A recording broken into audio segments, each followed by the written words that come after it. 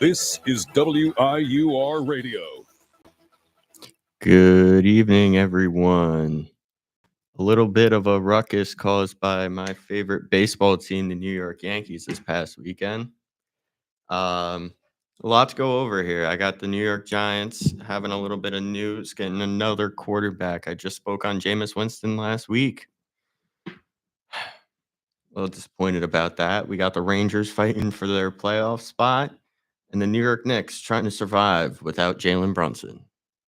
Without further ado, let's get right into it. So yeah, I want to start off with the New York Giants because they did sign Russell Wilson to a 1-year, $10.5 million guaranteed contract. Yes, $10.5 million guaranteed. I think it was an $8 million signing bonus and a lot of incentives. Definitely not unusual for a guy his age to go out and sign a deal like this. Go to a team that's not necessarily competing, try and help them compete, maybe revitalize his career a little bit. Ever since leaving the Seahawks, Russell Wilson hasn't been anywhere near that same Super Bowl champion level anymore.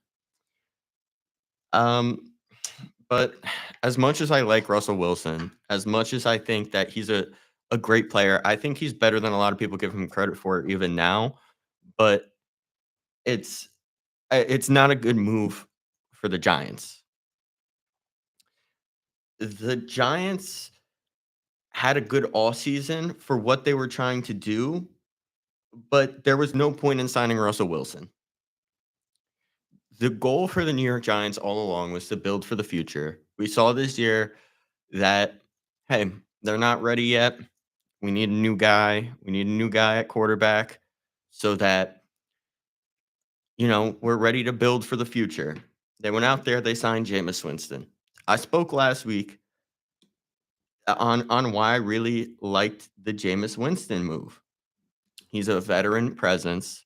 You know, when you have a veteran presence, they're able to rally around them, create that leadership. I talk about a lot. Energy stems from the top down. I think Jameis Winston has great positive energy. He brings a lot there to the locker room, to the younger players on the team. He's really going to nurture that team and build them up. That was a 2-year deal for $8 million. It left the Giants a lot of financial flexibility there. And it gave the Giants exactly what they needed and finding someone to hold the position until they found a young quarterback. And the Giants still have holes.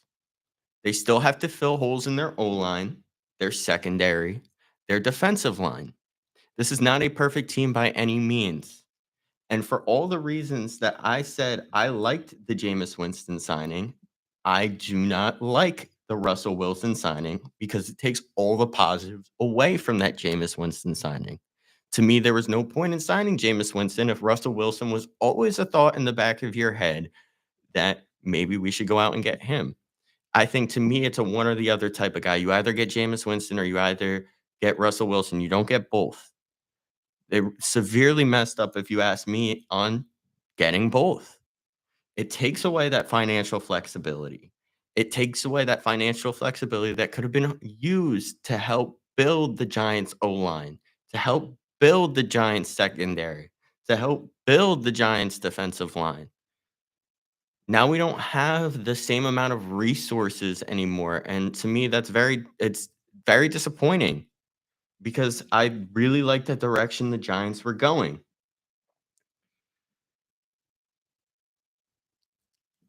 Now that you bring Russ in, it makes the Giants' plan a little bit unclear. Are they trying to compete? Are they not trying to get Shador this draft?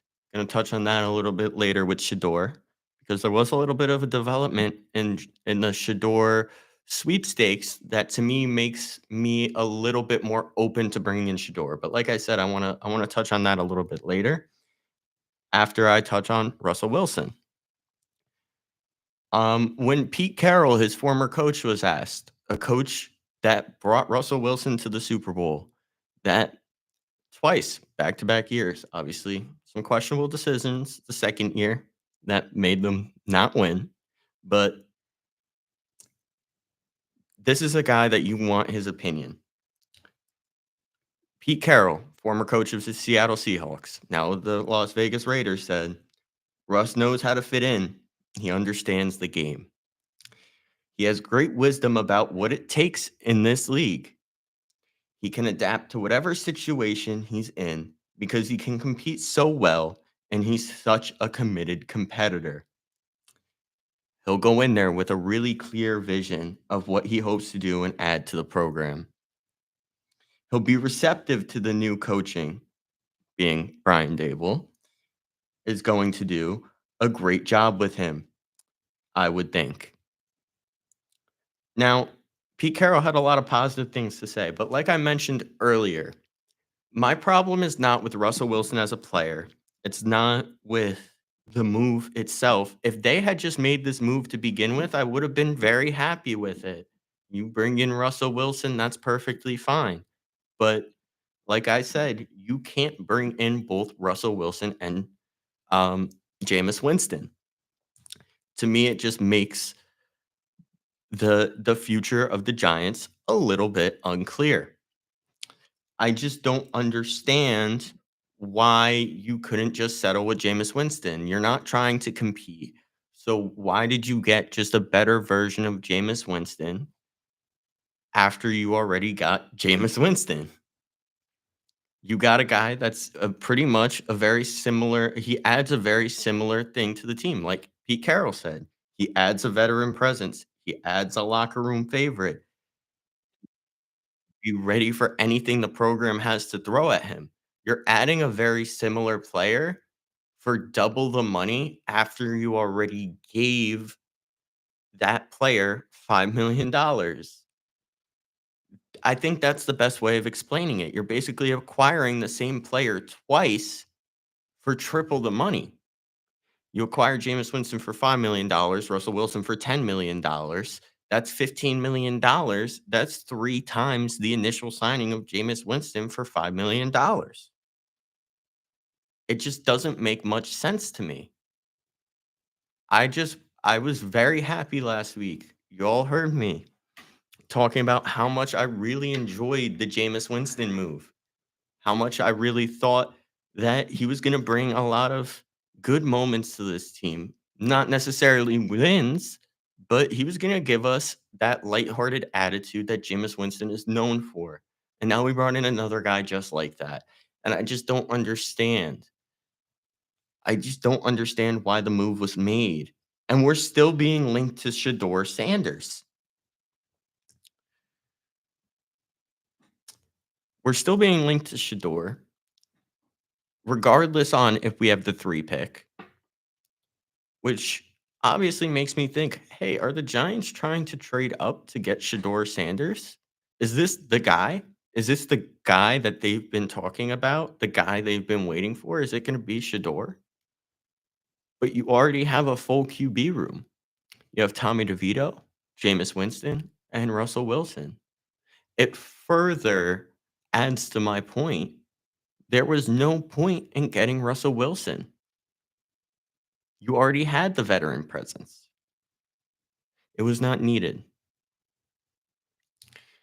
I'm going to move on from Russell Wilson. Talk about Shador because I mentioned him twice now. Said I'm going to touch on it, but there's a little bit of a development.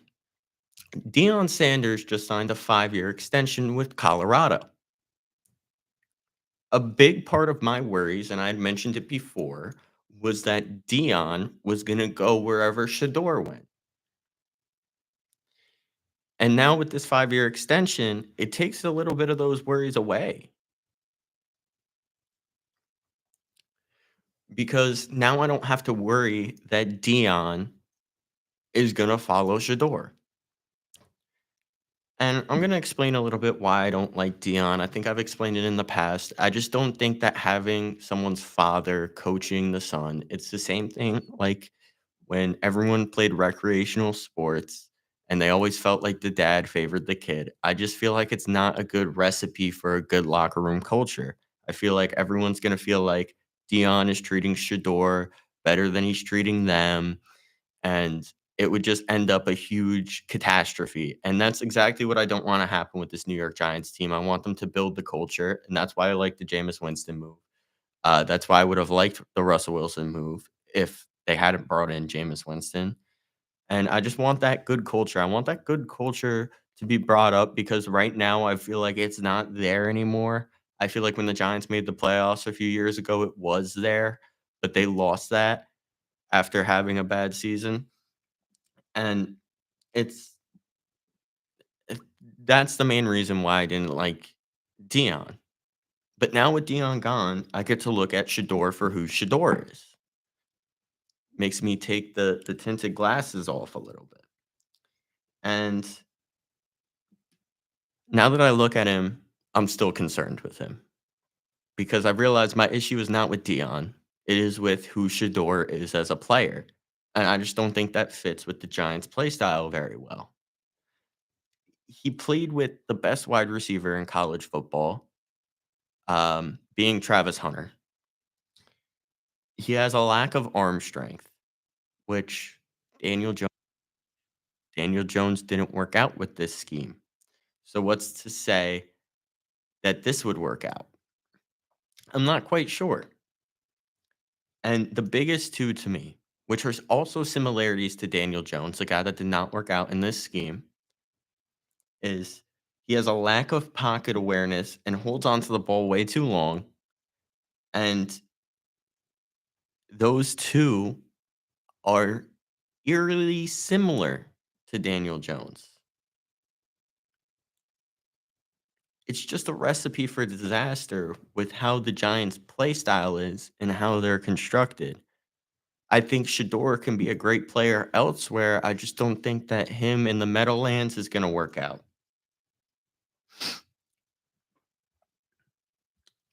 All right. Moving on, I want to move on to the New York Rangers. They are fighting for the last playoff spot. They made a great stride in that by beating San Jose 6-1. That was a great win, great team effort. The team bus did back into a San Jose player's car right afterwards, which obviously not great. Um but obviously a great win. They're now knotted with Montreal for that final wild card spot, and it's going to be great to see these last 8 games. I think it's going to be very competitive, and the Rangers might have help on the way. This is why I really wanted to touch on the Rangers today. I originally was not going to, but the NCAA hockey tournament concluded, and Gabe Perreault, I definitely don't think I'm pronouncing his name right, but I've been had my eyes on him, and I don't know how to pronounce his name. I'm sorry, but he's the Rangers had drafted him, I want to say around 2, 3 years ago, and he had elected to go to college instead of join the AHL team. This past season, he had 16 goals and 32 assists in 37 games. Obviously, a great player. That's 32. That's 48 points in 37 games. You're averaging over a point per game. That's pretty good. Um, Here's where things get interesting. If he joins the Rangers, he burns the first year off of 3 on his entry level contract, which means he would really only have 2 full years of his entry level contract. A lot of players don't want to do that because there's no guarantee that you're going to get a contract after that entry level contract. But the 19-year-old would be a very big boost to this New York Rangers team. He would add another fast player to this team that lacks speed.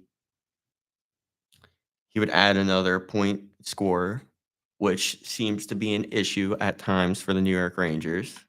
I think he would definitely ignite this Rangers lineup and give it that final piece it needs.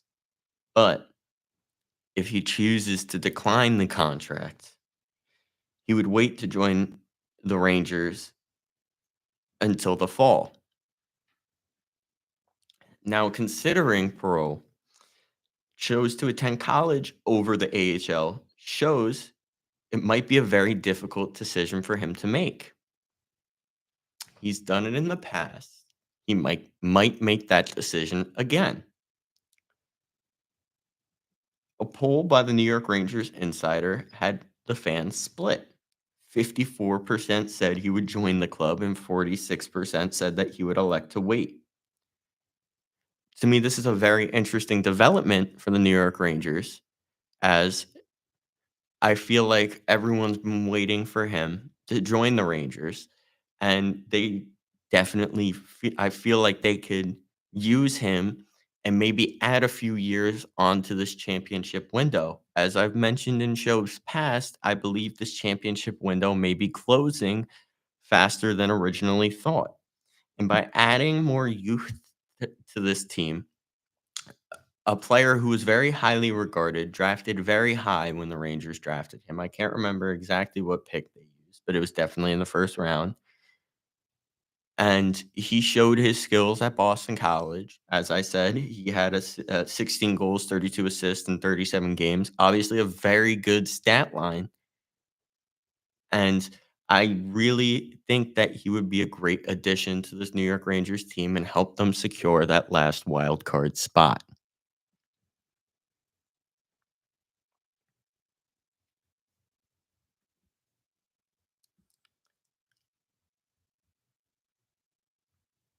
I want to move on to the other team that plays at the world's most famous arena, the New York Knicks. I feel like in the past few weeks, since Jalen Brunson has been out, the fans have been losing a little bit of hope. There weren't many bright spots. Um, and I feel like something that was looming very large over the fan base was the fact that Carl Anthony Towns was proving he cannot lead on his own. This is a very big deal to the fans because when the Knicks acquired him, they acquired him not just to be the great player he is, but to be a second star with Jalen Brunson, not the second star after Jalen Brunson. They wanted him to be the guy. If Jalen Brunson went down, they knew they had a star in the wings. And Carl Anthony Towns is really proving he can't do that. He's averaging less points, less rebounds, and less assists. He's averaged just over 15 points in the last 3 games. And it's having the fans feel a little bit more desperate now. Because, like I said, the Knicks acquired Carl Anthony Towns to be the second star. And while Brunson has been absent, he hasn't been able to do that. But let's talk about some people who are. Last night, the Knicks had a 14-point comeback against the Portland Trailblazers. OG Anunoby has continued to shine. He's averaging 30.5 points in his last 4 games. And last night there was a moment I was watching the game. Definitely a great game. At the end of the third quarter, he had a dunk with a minute left in the third, and that gave the Knicks the lead 79-78, which the Knicks would then carry on to their win over Portland. OG Anunoby, definitely a guy. I feel like last year too, when some guys went down, he proved to be a guy that you can rely on, a guy that will give you points when your stars are out. And I just want to give OG Anunoby the credit where credit is due because I feel like fans were very tough on him earlier in the season when he wasn't performing quite as well as fans originally had thought he would. I feel like the fans are more of a one-sided coin. They only boo the players when they're doing bad, but they never applaud the players when they're doing well. And I want to give a voice to those players like OG Anunoby. They had another win the other day against a potential playoff matchup, which to me makes the win 10 times better. Currently, the Knicks are lined up to play the Milwaukee Bucks. If you guys do not know, in the first round. And the Knicks, not their last game. Like I said, they played Portland last night. I want to say it was 3 days ago now on Saturday night. They defeated Milwaukee 116 to 107. This was because of, you guessed it, OG Anunoby. OG scored 31 points. Another electrifying performance by OG Anunoby. I just don't think I can express how well OG Anunoby has been doing in the absence of the star Jalen Brunson. Another player that's been doing very well is a player they acquired earlier this season, Mikal Bridges. Mikal Bridges scored 26 points in that game against Milwaukee. Another player who I feel like fans were digging on earlier in this season because he was underperforming, and they have not given him credit for how well he's been playing while Jalen Brunson has been out. Mikal Bridges has seemed to return back to form as, like I said, he scored 26 points against the Milwaukee Bucks. And I feel like this is a nightly thing. I look at the box scores and I see OG Anunoby, Josh Hart, Mikal Bridges. But where's Karl Anthony Towns? Karl Anthony Towns in both these games did not score over 15 points, having 14 points versus Milwaukee and 10 points versus Portland. I feel like this all wraps together in the fact that the fans are seeing Karl Anthony Towns cannot be the second star with Jalen Brunson and is really feeling the weight of Jalen Brunson being out. This is a guy we acquired so that what happened last year in the playoffs when people went down, that we had another star in the wings so that they could come up. And it's giving Knicks fans worries that what happened last year might just happen again. But I want Knicks fans not to worry because Jalen Brunson has an update on his recovery. Jalen Brunson has resumed basketball activities, but he said he does not have a return date in his mind at this point. I want to tell Knicks fans why this is a positive, not to think about it as a negative.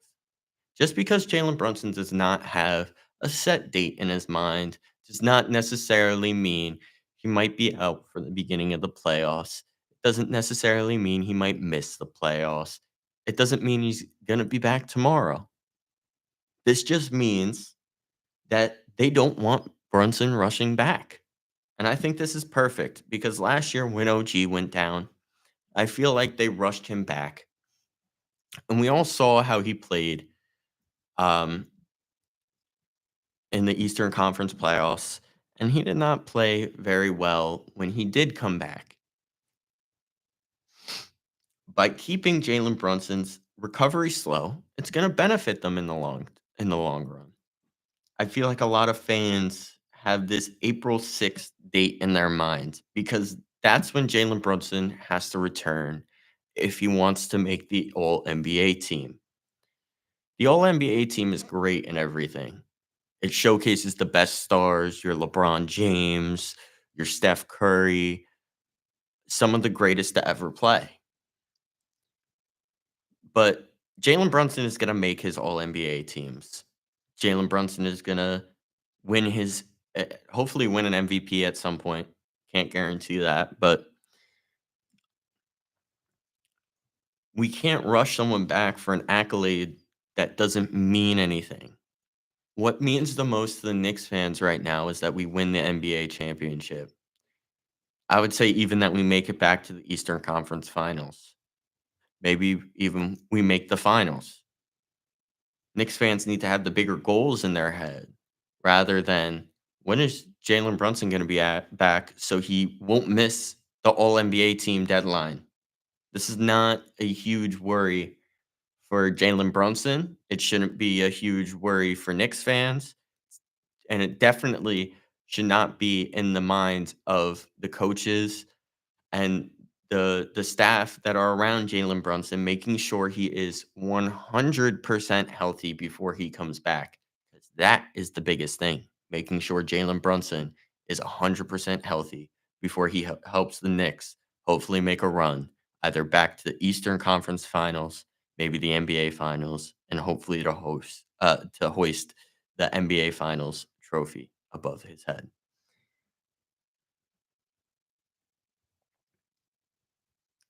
I want to move on to the Mets before I get on to the biggest story of the day, being the newest innovation in baseball, the torpedo bats.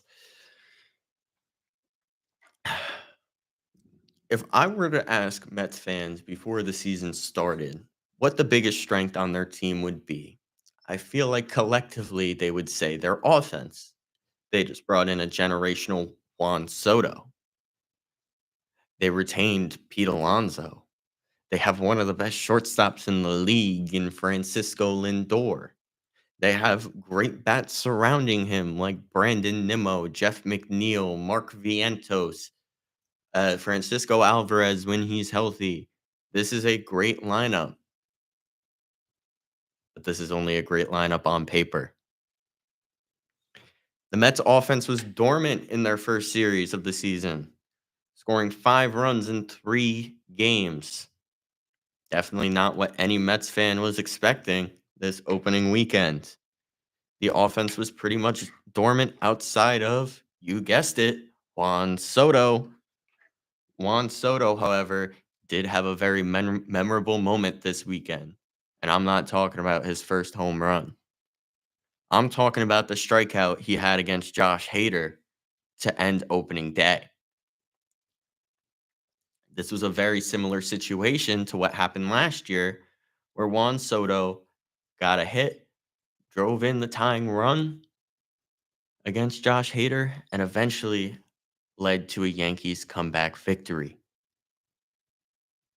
I feel like he was trying too much to do the same thing here. I'm not here to dog on Juan Soto because I feel like when I opened my Twitter or my X on opening day, and I saw all these Yankees fans just reposting that Juan Soto strikeout, saying, LOL, he deserves it.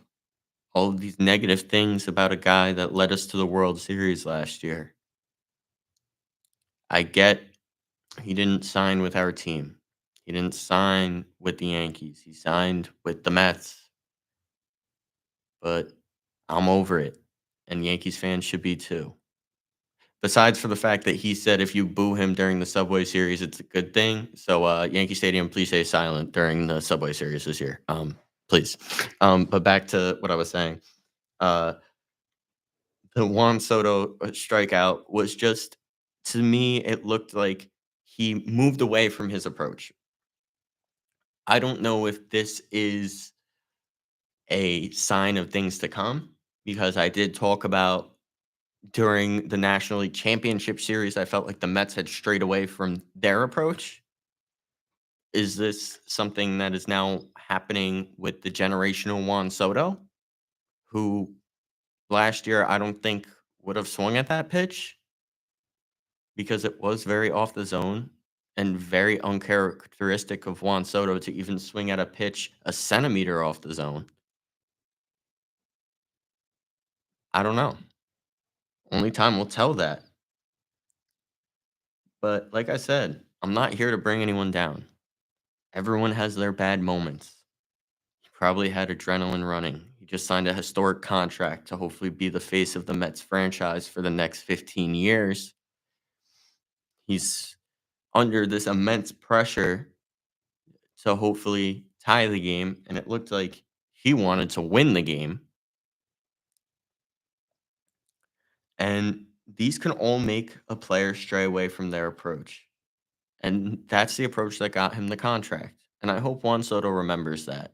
Because above anything else, I'm not just a Yankee fan, I'm a baseball fan. I'm not hoping for Juan Soto to do poorly.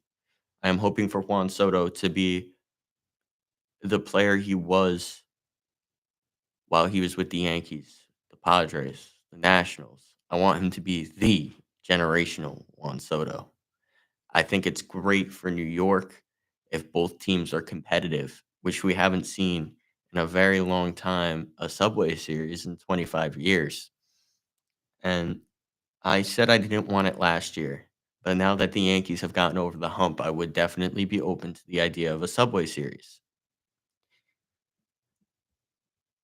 And yes, Juan Soto strayed away from his traditional approach of don't swing at anything outside of the zone. But he rebounded that next day and got a home run. That being said, I did see a Mets fan spray back some of that negative energy we put towards the Yankees. Not we, because I didn't.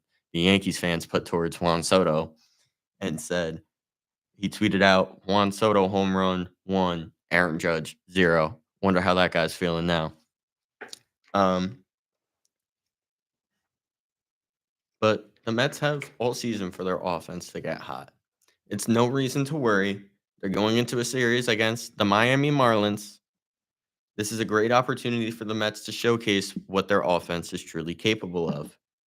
Now, I want to talk about their pitching because their pitching was their biggest weakness, or so I thought. In these past 3 games, their pitching has been pretty good. As for the rotation, I've talked a lot of negatives on their rotation. I've been diving deep into it, trying to look for the positives. I tried to look for the positives in one, Clay Holmes. And unfortunately, he's the only one I can really speak poorly about. He went 4 and 2/3 innings pitched on opening day, allowed 5 hits, 4 walks, 3 earned runs, 4 runs in total, and a hit batter. This is probably a little bit worrisome for the New York Mets because Clay Holmes only allowed 8 walks all of spring training. And now he just allowed 4 and hit a batter in just 4 innings. I bring this up because Clay Holmes' downfall is the fact that he lets up the free pass quite a lot. I saw him blow a game in Baltimore last year because, you guessed it, he let up 2 walks to start the inning, which basically led to Baltimore breaking the game open and eventually winning. This is my biggest worry with Clay Holmes, and it should be the Mets' biggest worry with Clay Holmes is if he doesn't get the walks under control, he will be no better than what he was with the New York Yankees. And it's definitely not going to be any help to stretching him out as a starter. Moving on to Tyler McGill, he looked great. I'm going to be honest. Looked really good. That's the one game the Mets won 2-1 against the Astros. He allowed 3 hits, 1 earned run, 1 walk, and 6 strikeouts. And he's credited for the win. Pretty good start from Tyler McGill. Obviously aided by a home run by the generational Juan Soto. And yeah, not really much else to say on Tyler McGill, but definitely a great start. As for Griffin Canning, who started the 3rd game for the Mets, he looked serviceable as well. 5 and 2/3 innings pitched, 4 hits, 2 earned runs, 2 walks, and 4 strikeouts. A great start for a guy that had the worst qualified season for any Major League Baseball starter in nearly a decade. Actually, might have been longer than that, but definitely a great rebounding start for Canning and a guy I really didn't want to see make the Mets roster because I don't think a team that has a payroll as large as the New York Mets should really have a guy like Canning on their roster. But he proved me wrong that start against a great Houston Astros lineup. The real story, however, is the New York Mets bullpen. MLB.com's Anthony DiComo noted that the Mets have put together 9 and 2/3 scoreless innings out of their bullpen to begin the season, which is the second longest scoreless run from the team's relief corps to start a year in franchise history. The previous record holders were the 2007 Mets, who spun 12 and two-thirds scoreless frames before allowing a run. This performance also is very important to note. It's not just because of any singular reliever, such as the closer, Edwin Diaz, but a great team effort. The Mets have had a lot of bullpen issues in the past and a lot of pitching issues in the past. If the Mets can keep their pitching production under control, and as I stated, the offense is probably nothing to worry about, they're going to be just fine this season. There's no need to sound the alarms, uh, to speak poorly about the Mets right now. It's the first 3 games of the season. What do we really know yet? Hopefully, both teams are very competitive this year, being the Yankees and the Mets, because I would really like to see a Subway Series this year. Something I definitely would not have said last year. Something I said just a few months ago that I did not want a Subway Series. And yeah, I just want what's best for the New York sports market. Now, moving on to my main topic of the show. This is the torpedo bats. But before I get into that, I want to talk about the Yankees' offensive performance. They scored 36 runs in their first 3 games, a franchise record. They recorded 9 home runs on Saturday against the Brewers, where they defeated them 20-9. Aaron Judge having 3 home runs that game, and all top 6 hitters having a home run. I think that's the first time in history as well. I might be mistaken. Um, but Aaron Judge, 4 home runs in the first 3 games. Yankees have 15 home runs in 3 games. Both franchise records, being that Aaron Judge has hit 4 home runs in his first 3 games. No player has ever done that before in Yankees history. And 15 home runs in 3 games, also a team record. And they also lead the MLB in every major hitting category. Definitely a testament to this new lineup. But this has a lot of people crediting a new piece of equipment that has taken over the league, the torpedo bat. The torpedo bat's very interesting to me because the Yankees hired an MIT physicist last year and designed them once seeing that Volpe hits the ball mostly off of the label portion of the bat, a little bit below where a traditional barrel is. That analyst was with the Yankees from 2018 to 2024. And last year, Stanton was the first player to try out one of the torpedo bats. Um, and this is not only credited to the Yankees, however. Cody Bellinger says he used some sort of iteration of the torpedo bat last year with Chicago. And Ryan Jeffress used one just yesterday. Also important to note, 9 of the 15 players that hit home runs for the Yankees used a torpedo bat. Any sort of correlation there? Well, most of the MLB fan base seems to think this is just a Yankee thing, that the Yankees are in sole possession of almost like a ring of power, that they have the bat to rule them all, the bat that's the cheat code that basically lets them hit anything they want. That is not true. That is not true. Sorry to burst your bubble. I really need to explain this. Fans keep complaining. It's making me very upset. It's making me very upset that this is the only thing people are talking about the Yankees, not about their historic weekend in hitting. The fact that they broke a multitude of franchise records, but because of this new bat, MLB released a statement the next day after many fans were complaining, saying the bat confides with the MLB equipment policy, and they are approved by Major League Baseball. The Rays, Blue Jays, Red Sox, and Cubs have all been accounted for using torpedo bats this year, including Rafael Devers, who has yet to record a hit and has double-digit strikeouts in his first 3 games. Alex Cora said, actually, talking to some of the guys, there were some guys in camp that had them.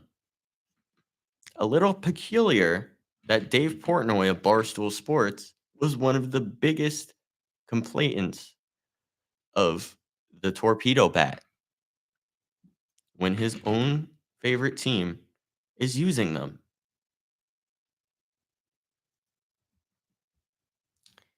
After I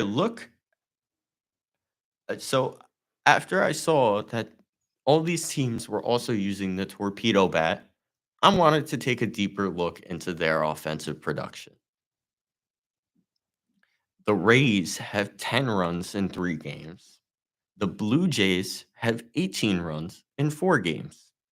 The Red Sox have 11 runs in 4 games, and the Cubs have 11 runs in 3 games.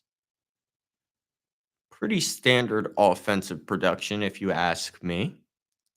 None of those average runs exceed 4. I mean, that's pretty average for an MLB team to score 4 runs in a game. So why are people only talking about the Yankees using these bats? Because they don't want to give the Yankees credit for something they actually did. They don't want to give credit to the Yankees for building a great lineup.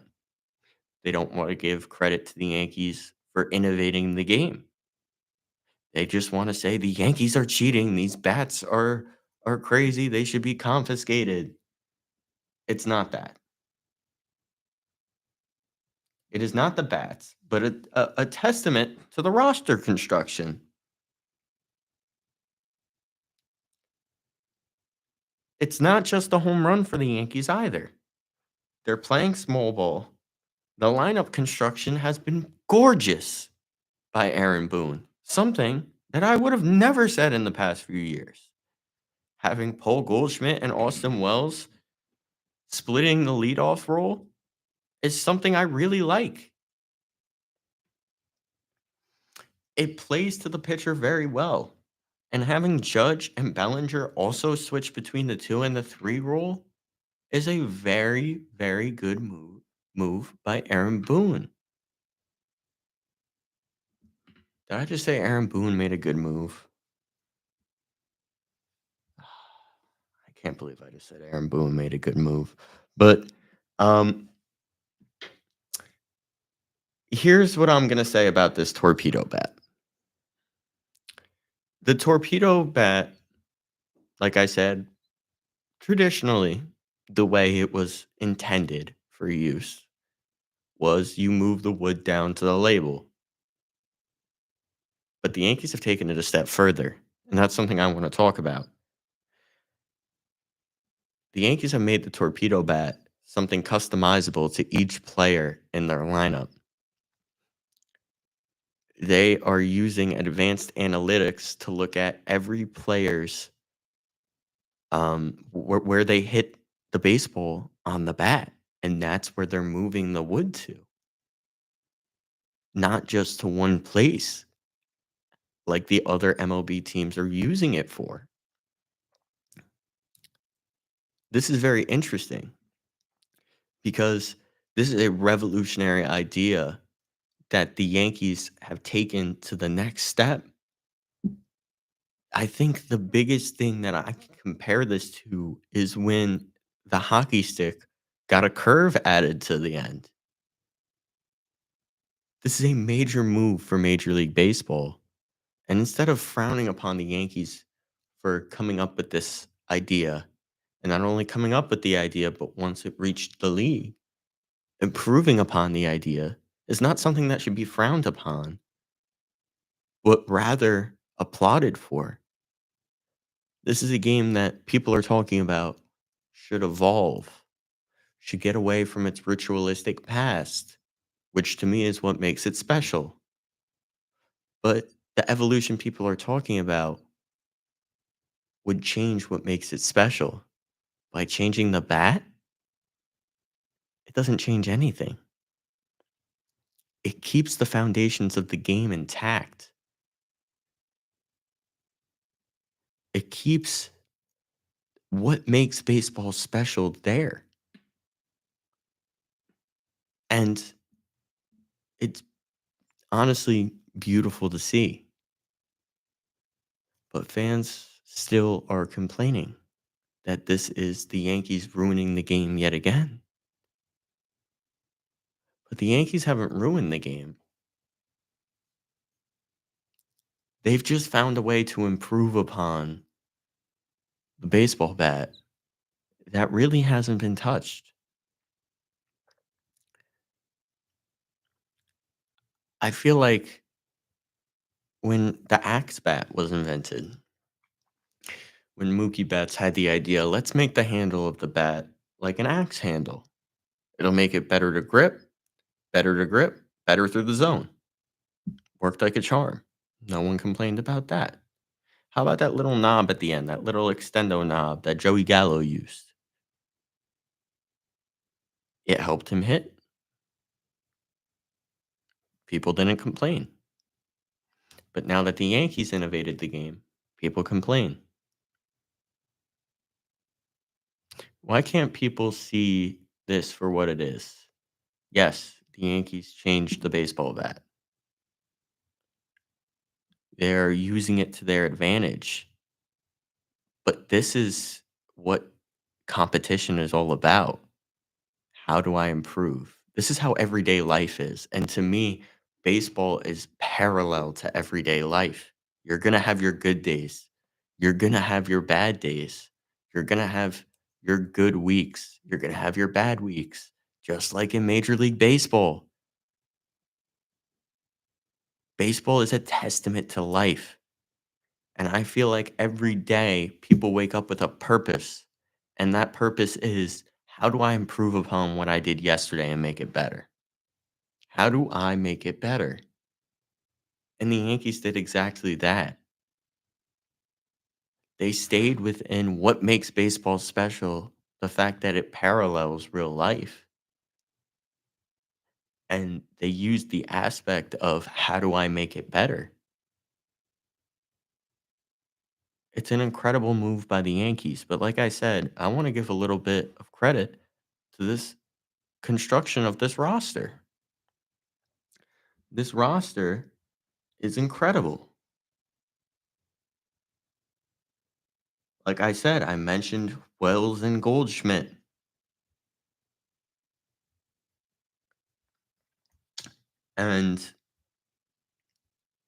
And Judge switching between the 2 and the 3.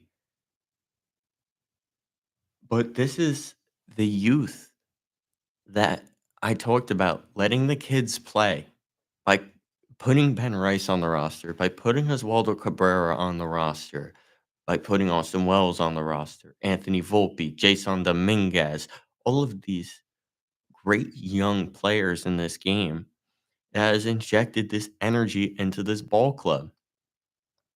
Jazz Chisholm, yes, a little bit of a veteran. Funny to say that because I vividly remember when he was called up. I remember tracking him throughout the minor leagues because I was infatuated by how he played the game. Um, he's adding energy as well, and we get to see a full season of that. He talked about the torpedo bat himself, saying, I don't know exactly what it does. I'm no scientist, but we hit torpedoes all over the field. That's what we do.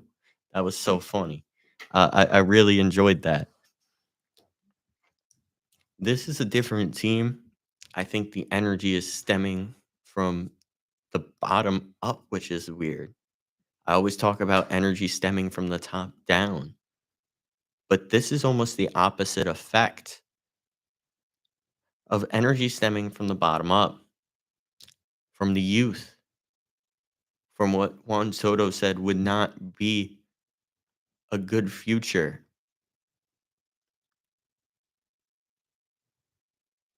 But the Yankees are proving that to not be the case. And I'm very excited with what the New York Yankees have done. And I can't wait to see when I go tomorrow to the Yankee game, the Yankees hit torpedoes all over the field because they're just like that. I just want to thank you guys so much yet again for another week of tuning in to Empire State of Sports, where we unpacked all of the biggest sports news. And I really cannot wait for what the Yankees will do this season. Thank you.